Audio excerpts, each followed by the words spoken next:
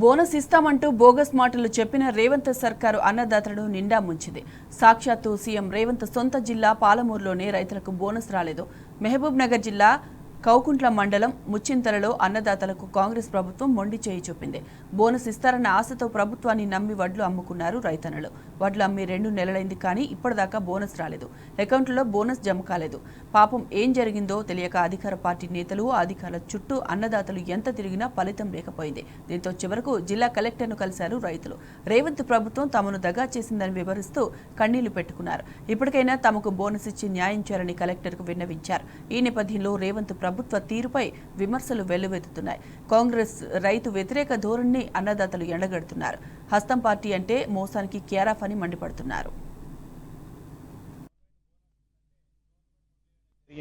కానీ బయట 2,800 రూపాయలు వడ్లు ఖరీదు అవుతుంటే బయట ప్రైవేట్ వ్యక్తులు కొనుక్కుంటుంటే కూడా మేము గవర్నమెంట్కు వడ్లు జోకడంతో మాకు 2,320 రూపాయలు మాత్రమే ఖాతాలో ఇవ్వడం జరిగింది. మిగతా 500 రూపాయలు బోనస్ ఇస్తామని చెప్పి మోసం చేసి మా వడ్లు జోక్కపోయినరు. కానీ ఇప్పటి వరకు కూడా మా బోనస్ ఇవ్వలేదు.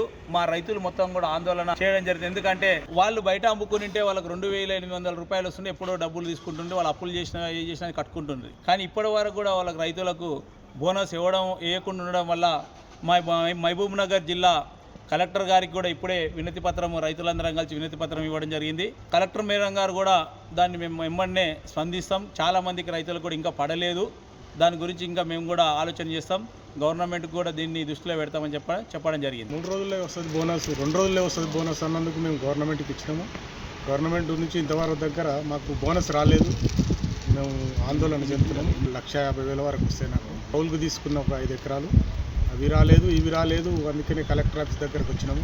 వినతి పత్రం కూడా ఇచ్చినామే. అందుకు తొందరనే చేపిస్తాను అన్నది తొందర రావాలని చెప్పి కోరుతున్నాను. నేను వరిధానం అమ్మి దగ్గర 2 నెలలు అవుతుంది. ఇంతవరకు అమౌంట్ రాలేదు, బోనస్ రాలేదు. ఆ పైసలు వస్తే నాకు ఆపరేషన్ చేయాలనుకున్నా. ఆపరేషన్ నాకు హెల్త్ బాగాలేదు.